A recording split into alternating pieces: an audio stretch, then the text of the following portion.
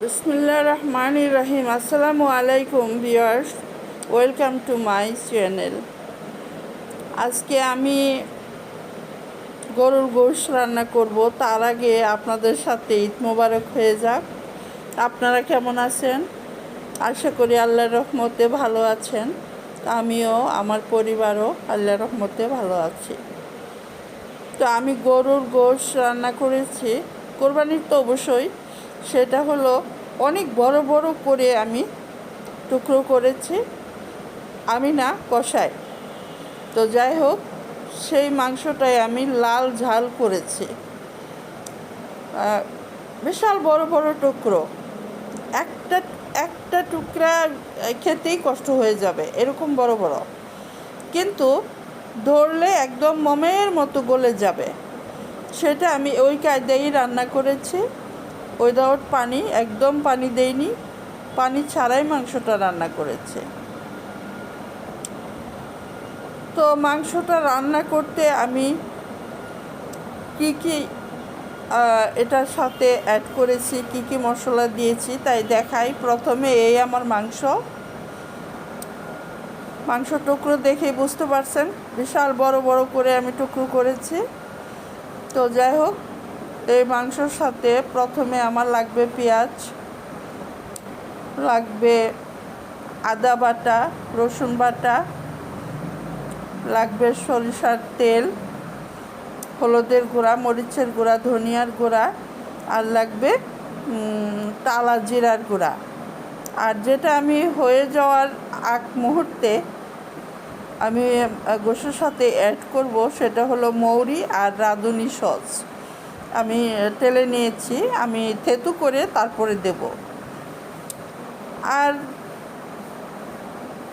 মশলা তো বললামই, তেজপাতা, গরম মশলার মধ্যে তেজপাতা, দারুচিনি, এলাচ, কয়েকটা গোলমরিচ, লবঙ্গ। এখন আমি হাঁড়ি বসিয়ে দিলাম, তো হাঁড়িতে তেলও দিয়ে দিলাম। তো তেল দেওয়ার পরে আমি এখন দেব পেঁয়াজ।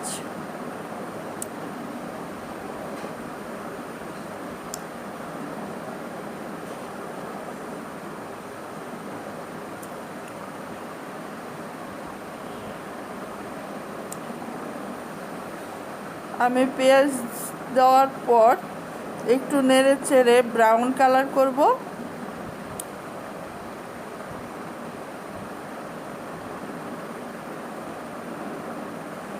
আমি আবার বলছি, আমার এই মাংসতে কোনো রকমই আমি পানি দেব না, একেবারেই পানি ছাড়া রান্না করব, নেব জালে। আশা করি আমার ভিডিওটা না টেনে সম্পূর্ণভাবে আপনারা দেখবেন, তাহলে বুঝতে পারবেন যে আমি পানি ছাড়াই মাংস রান্না করেছি। আমি দেখাতে পারিনি আমি কি কি দিয়েছি। এর মধ্যে দিয়েছি দারুচিনি, এলাচ, তেজপাতা, লবঙ্গ, কয়েকটা গোলমরিচ। আমার পেঁয়াজ যখন ব্রাউন কালার হয়েছিল তখনই দিয়ে দিয়েছিলাম। আর দিয়েছিলাম আদা বাটা, রসুন বাটা, মরিচের গুঁড়া, ধনিয়ার গুঁড়া, হলুদ, স্বাদ মতো লবণ। এই দিয়ে ভালো করে আমি কষাবো।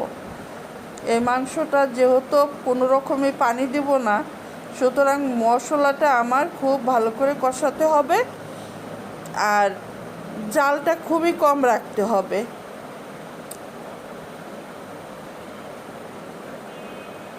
আমি একটু ডেকে দিয়েছিলাম, এখন ঢাকনাটা ওঠালাম। হ্যাঁ, আমার মশলা কষানো হয়ে গেছে।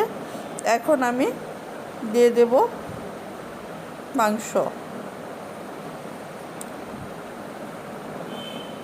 তো মাংসটা আমার এই পজিশনেই একটা দেওয়ার পরে আমি হয়তো 2-1 বার নাড়াচাড়া করব, বেশি নাড়াচাড়া করব না, কারণ ঢাকনার মধ্যে যে একটা বাফের পানি হবে, ওই পানিটাই মাংসতে পড়বে, আর তখনই মাংসের ভিতরে মশলাটা ঢুকে যাবে, বা যেটা আমরা স্মেল বলি, ওই ঢাকনাতেই যে স্মেলটা উঠবে ভাপে, ওইটাই মাংসের ভিতরে ঢুকবে। যার ফলে বেশি আমি ঢাকনা ওঠাবো না, শুধু একটু নাড়াচাড়া করার জন্য ওঠাবো, তাও খুব 2-1 বার। তো আমার মাংস দেওয়া হয়ে গিয়েছে, এখন আমি ডেকে দেব। উপরে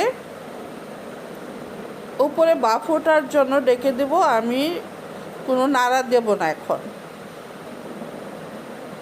গরমের পানি, হ্যাঁ এই যে এখন আমি একটু নাড়া দিয়ে দেব।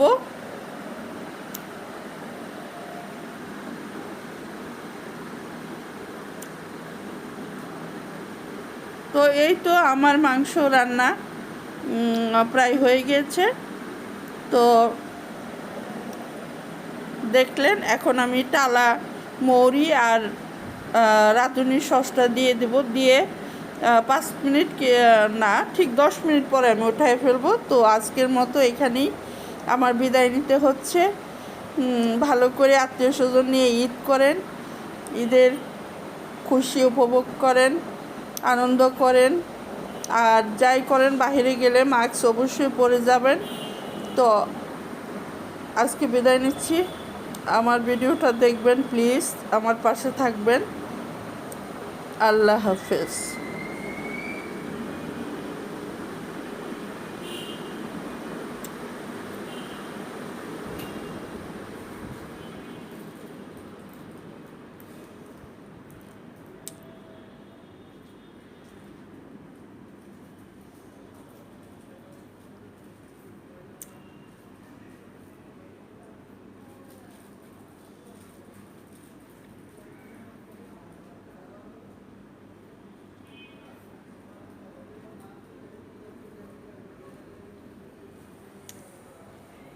আমার মাংস হয়ে গিয়েছে। এখন এই যে টালা মৌরি আর রাঁধুনি সস ওটা দিয়ে দিলাম, দিয়ে এখনই আমি উঠিয়ে ফেলবো। একবার তো আল্লাহ হাফেজ বলেছি, আরেকবার বলে অসুবিধা কি? আল্লাহর নামই তো আল্লাহ হাফেজ।